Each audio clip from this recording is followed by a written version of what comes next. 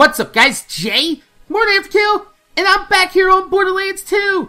And today, the last Headhunter DLC pack for Borderlands 2 was released, and it's called Sir Hammerlock vs. the Son of Crawmerax, which I'm pretty sure a lot of you guys have been waiting a very long time to get your hands on some Crawmerax action inside of Borderlands 2. And with the recently announced Borderlands pre-sequel that's coming in September 2014, this motherfucking year, it looks like that this is not only the last Headhunter DLC, this is also gonna be the last DLC for Borderlands 2 overall. So let's take a look at the Son of Crawmerax DLC so I can give you my thoughts and opinions and a little bit of a mini review on whether or not this last Headhunter pack sends Borderlands 2 out with a bang or like a limp crawworm.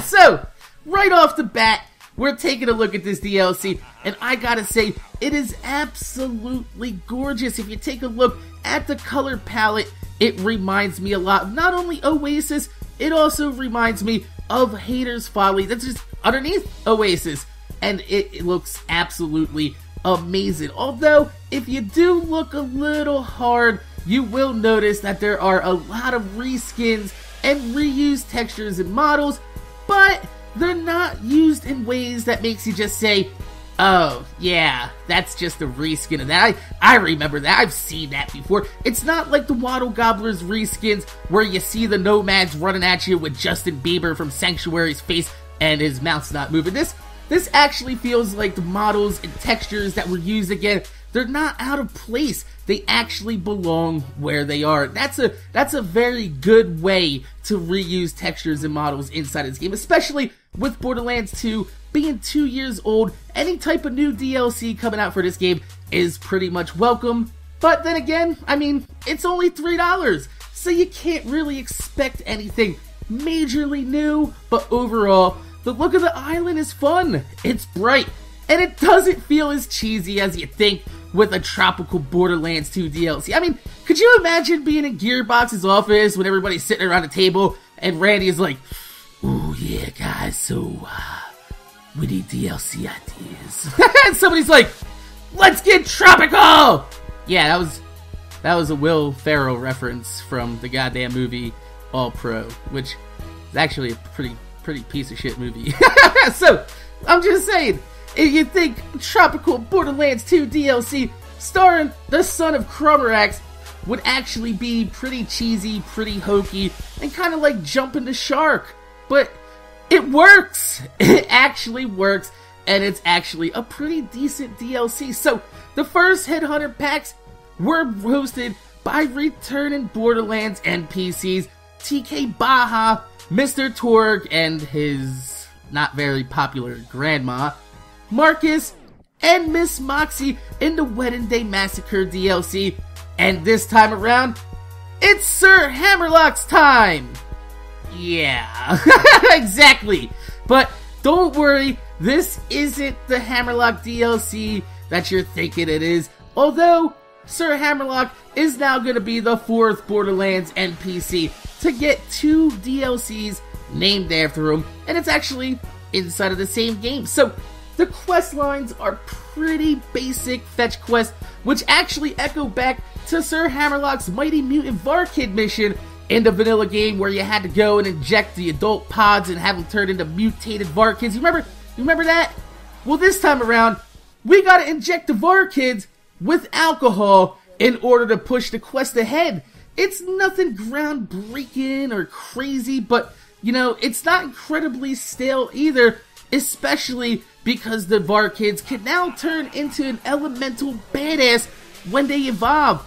And make no mistake about it, these Varkids, they fucking hurt, especially in the overpowered levels with the significant damage over time. It will completely wreck you, and it will wreck you motherfucking fast. So, this DLC isn't actually as useful as TK Baha's DLC. You remember there's the whole Easter egg you go through where you gotta do the 3 Easter eggs that combine into one big Easter egg, and then Clark, the combustible crypt keeper, you know, he comes out and he actually does drop legendaries. You remember that? If not, I have videos on exactly how to do it, and it's actually pretty cool.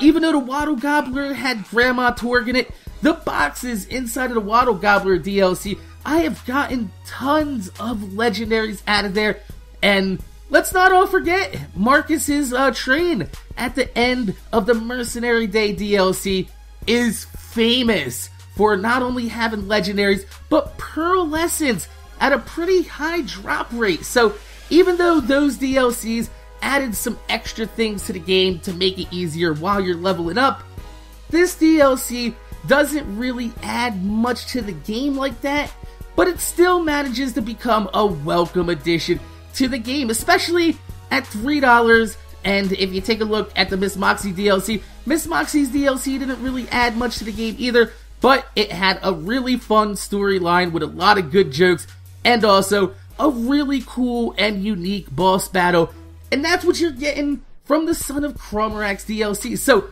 all the storylines, the graphics, the quest lines, all that bullshit aside, let's roll that shit all up in a ball and toss that shit right over our shoulder, because let's talk about the real reason why you're here. Let's be honest with yourself. The real reason why you want the Son of Crawmerax DLC is because of Son of fucking Crawmerax! That's right! Son of Crawmerax is actually one of the toughest Headhunter DLC pack bosses. Not only that, but he's actually raid boss difficult. I would put him up there at the same with like Terramorphous at OP8. He's got a lot of health, and he's got a lot of attacks that can fuck you up pretty quick. But the one thing that I really do like about this fight is that, like the original Crawmerax fight, there are quite a few enemies around that you can pick up a pretty easy second win. So even though Crawmerax is a pretty big pile of health and he can fuck you up really, really easily, it's also possible to beat him and use a little bit of tactics at the same time. Although, even if you are min-maxed very, very well, and you try, it is going to be impossible for you to one-shot Crawmerax, because he has his own health gate. What? That's right. We'll get that into another video, but he has his own health gate that if you take his health all the way down, he goes underneath the ground, comes back up, and he's invincible! And it's pretty much, he has his own little animations that he has to go through before you actually kill him. So, overall, is this Crawmerax the Crawmerax from Borderlands 1 that you were hoping to see in Borderlands 2? No.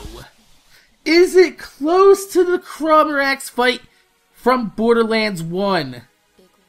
Not really. Is it worth $3 to purchase this DLC? Yeah! It's $3 motherfucking dollars. If you can't find $3 laying around somewhere in your house, I'm pretty sure if you stick your hand in the cushion of your couches, you might find close to $3. Other than that, or you might find semen. Could you imagine that reaching out and you're like, Dad, there is a used condom full of semen in here. And he's like, bitch, who you fucking? I use condoms? No, we've been together for years. Me and my wife don't use condoms. We just got way off track.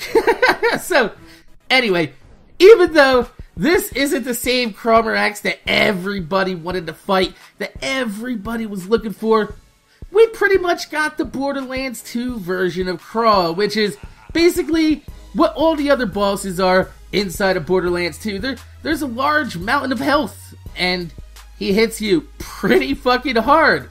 But he's gonna be a welcome target in your routine of boss fights inside of Pandora. So for $3, you get a really awesome looking area with great color palette, very bright, very fun to actually be inside this area, but you get a pretty decent boss fight for $3, and that's a pretty decent deal. So, my name is Jay, MorninAfterKill. Make sure you guys rate, comment, subscribe. I want to thank you guys for watching. If you could leave a thumbs up on the video, I'd highly appreciate it, because it gives me motivation to make more videos for you motherfuckers that watch my motherfucking videos. This is my review, my thoughts, and my opinions on the Son of Crawmerax Headhunter DLC Pack number 5. That's a lot of syllables. Apologize! So, this is it. This is the last time I'm going to be reviewing a brand new DLC for Borderlands 2. And I want to thank you guys for all the support, all the love.